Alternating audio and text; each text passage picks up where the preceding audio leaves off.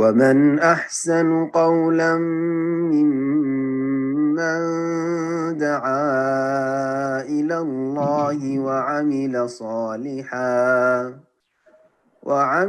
صالحا وقال إنني من المسلمين.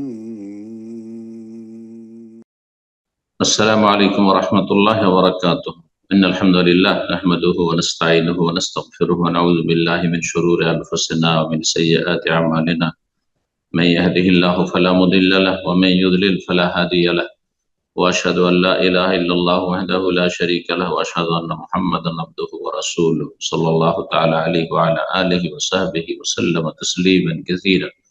أما بعد, সম্মানিত শ্রোতা দর্শক মন্ডলী, আল্লাহ রাব্বুল আলামিনের প্রশংসা এবং রাসূলুল্লাহ সাল্লাল্লাহু আলাইহি সাল্লামের সালাতু সালামের পর আজ রবিবার 11 জিলকাদা 1445 হিজরি মোতাবেক 19 মে 2024 আমাদের ধারাবাহিক আলোচনা ফিকহুস সালাহ, সালাতের মাসাইল, পর্ব নম্বর 40। বিষয়বস্তু সুন্নত নফল সালাত। নফল সালাত শব্দটি সুন্নতকেও শামিল, আর যেগুলি নফল সেগুলিকেও শামিল।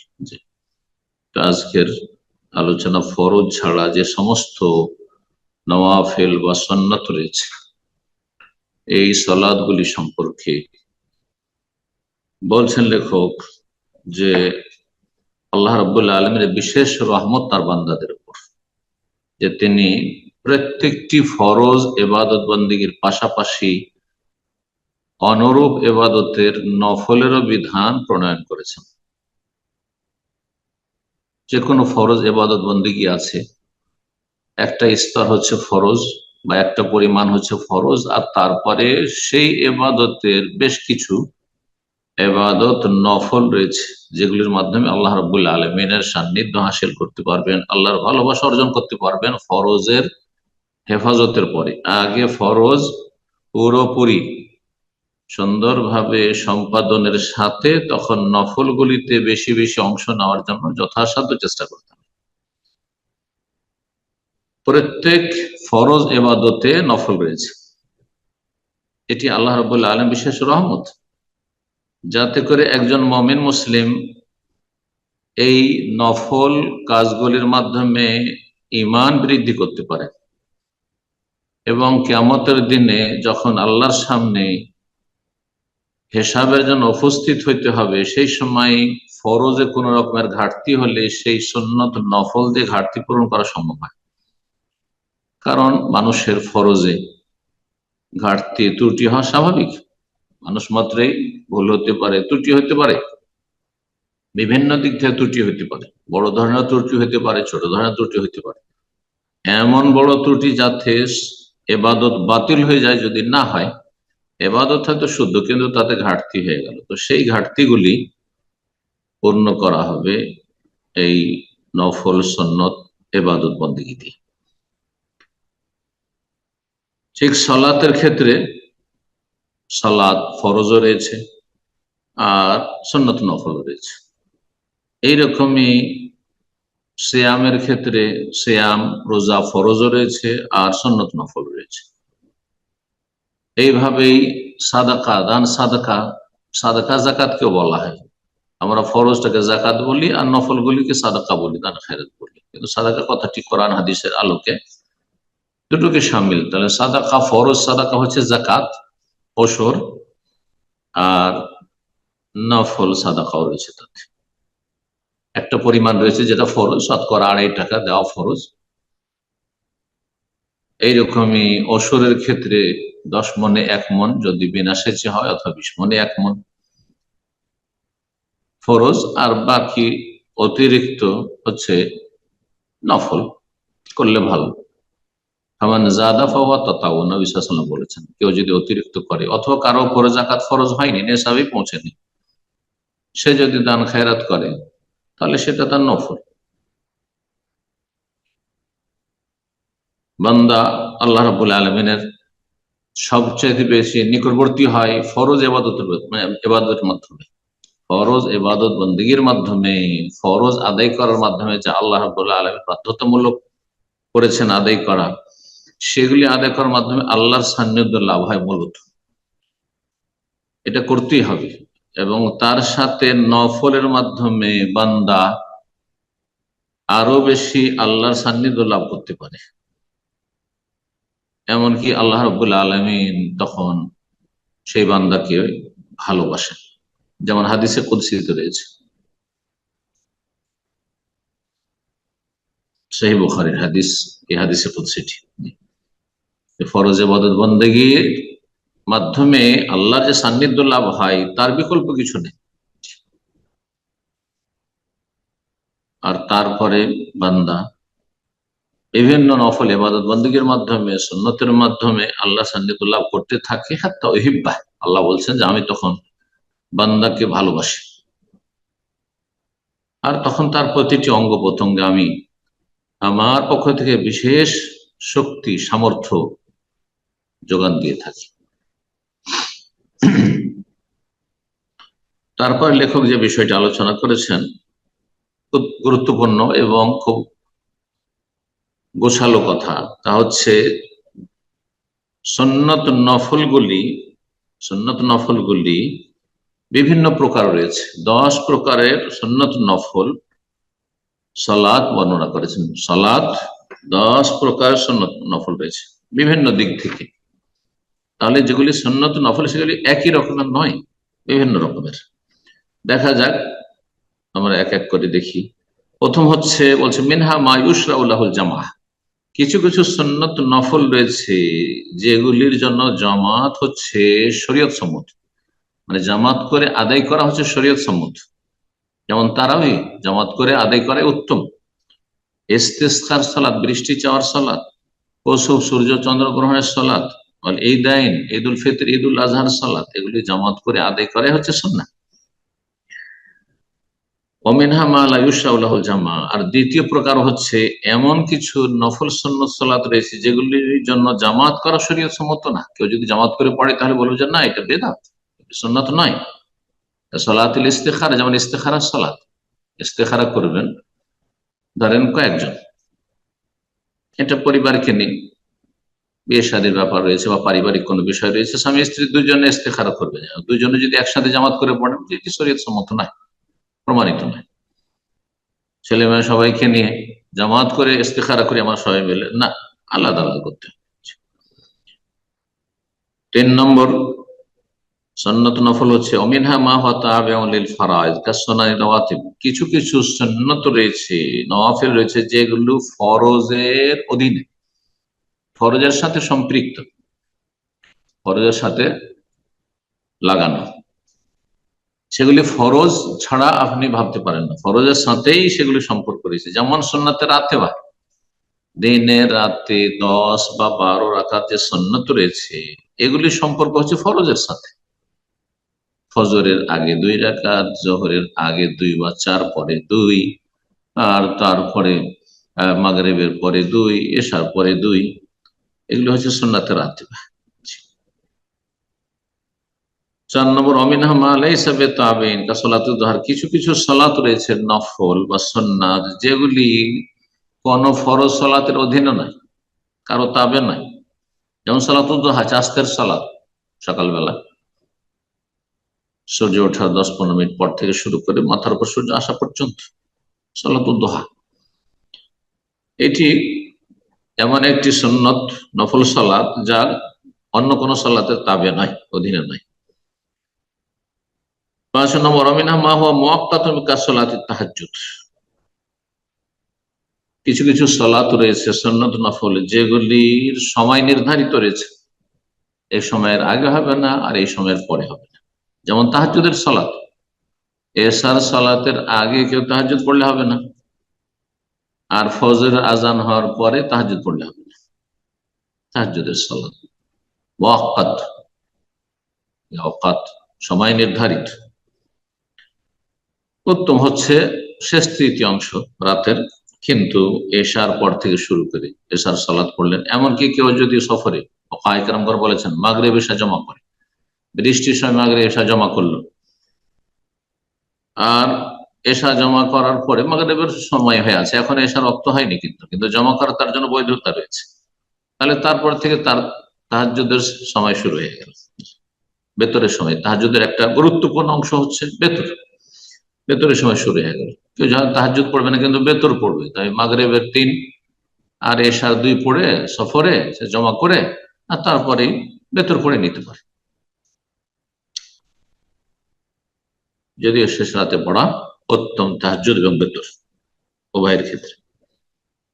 6 নম্বর বা 6ষ্ঠ প্রকারের সুন্নত নফল সালাত হচ্ছে মিনহা মা লাইসা বিমুআক্কাদ, আর কিছু কিছু নফল সালাত রয়েছে সুন্নত নফল যেগুলি সময়ের সাথে সম্পৃক্ত না, সময় তার নির্ধারিত নয়, যে কোনো সময় আদি করতে পারেন আপনি। কারণ নফল মুতলাকা, যেমন সাধারণ নফল, আপনি নফল নামাজ পড়বেন, আল্লাহ সান্নিধ্য লাভ করবেন, নফল সালাত আদায় করবেন, কোনো সময় নির্ধারিত নেই, নিষিদ্ধ সময়গুলি বাদ দিয়ে। বিনা কারণে সালাত যদি হয়, বিনা কারণে নফল, কোনো কারণ নেই তার, তাহলে আপনি এই 5টি সময় বাদ দিয়ে ঠিক সূর্য ওঠার সময়, ঠিক সূর্য ডুবার সময়, ঠিক সূর্য মাথার উপর থাকার সময়, আর আসর পর থেকে শুরু করে মাগরিব পর্যন্ত, ফজর পর থেকে এই সূর্য ওঠা পর্যন্ত, এই 5টি সময় নিষিদ্ধ সময় বাদ দিয়ে যে কোনো সময় আদায় করতে পারেন, সময়ের সাথে সম্পৃক্ত নয়। 7 নম্বর নফল সালাত মিনহা মা হুয়া মুকাইয়াদুন বিসসাবাব, কিছু কিছু সালাত রয়েছে নফল যেগুলি কারণের সাথে সম্পর্কিত, তার সম্পর্ক কোনো কারণের সাথে, বিনা কারণে সে সালাতগুলি পড়া হয় না সুন্নত নফল। যেমন তাহিয়াতুল মসজিদ, মসজিদ সালামে, তাহিয়াতুল ওযু, ওযুর পরে 2 রাকাত সালাত, এগুলি হচ্ছে কারণগত সালাত। কারণগত সালাত নিষিদ্ধ সময়গুলিতে চলবে, আসর পরে চলবে আর ফজর পরে চলবে, এটি হচ্ছে সঠিক মত। আর এর বিপরীত হানাফি মত হচ্ছে যে না, তাহিয়াতুল মসজিদ বা তাহিয়াতুল ওযু এগুলি নিষিদ্ধ সময়গুলিতে চলবে না। কিন্তু 2 প্রকারের যে পরস্পর বিরোধী হাদিস রয়েছে সেগুলির সমন্বয় করে যদি 2 হাদিস আমল করেন, আর এটি হচ্ছে যুক্তিসঙ্গত যে নবী সাল্লাল্লাহু আলাইহি সাল্লামের পক্ষ থেকে নির্দেশনা যদি 2 রকম থাকে আর পরস্পর বাহ্যিক সাংঘর্ষিক হয়, আর তার সমন্বয় করে দুটোর উপর আমল করা সম্ভব হয়, তো দুটো কথার উপরে আমল করতে হবে। কারণগত সালাত নিষিদ্ধ সময়গুলো চলবে। এই ছিল 7 নম্বর, কারণের সাথে সম্পৃক্ত। 8 নম্বর অমিনহা মা লাইসা মুকাইয়াদান বিসসাবাব, কিছু কিছু নফল সালাত রয়েছে যেগুলি বিনা কারণে এমনি পড়ছে, কোনো কারণের সাথে সম্পৃক্ত নয়। কারণ নফল মুতলাকা, যেমন সাধারণ নফল, সাধারণ নফল যেমন সময় তার নির্ধারিত নেই, ঠিক তেমনি তার কারণের সাথে সম্পৃক্ত নয়। যদি বলে আপনি এখন কেন নামাজ পড়ছেন, এমনি পড়ছি, নিষিদ্ধ সময় নেই, জোহর আসর মাঝখানে সালাত আদায় করছেন, সকালবেলা আপনি সালাত আদায় করছেন, আপনি এশা পরে আপনি সালাত আদায় করছেন, আপনি মাগরিব এশার মাঝখানে সালাত আদায় করছেন, নফল।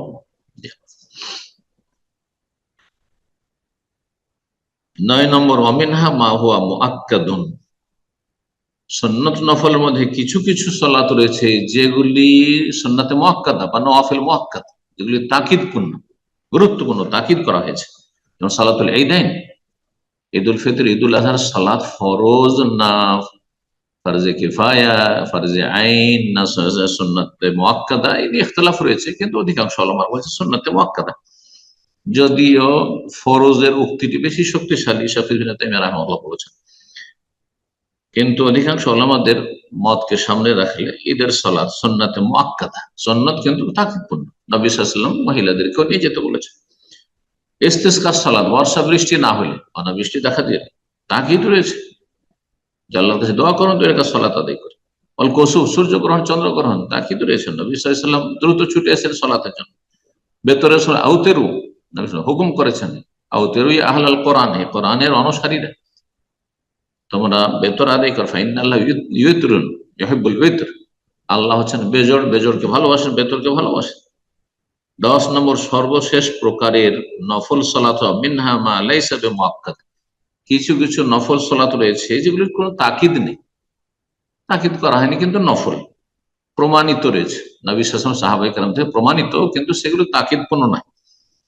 সালাত ক্বাবলা সালাতিল মাগরিব, যেমন মাগরিবের আযান ইকামতের মাঝখানে সালাত আদায় করা, আর এরকম আরো যেসব সালাত রয়েছে, যেমন আসরের আগে সালাত, রাহিমাল্লাহ ইমরান সাল্লা কাবুল আল আসর আরবান, আল্লাহ সেই ব্যক্তি রহম করুন যে আসরের আগে 4 রাকাত সালাত পড়ে, এগুলি সুন্নাতে মুআক্কাদা নয় বা নফলে মুআক্কাদ নয়। এই ছিল বিস্তারিত সুন্নত নফল সম্পর্কে আলোচনা।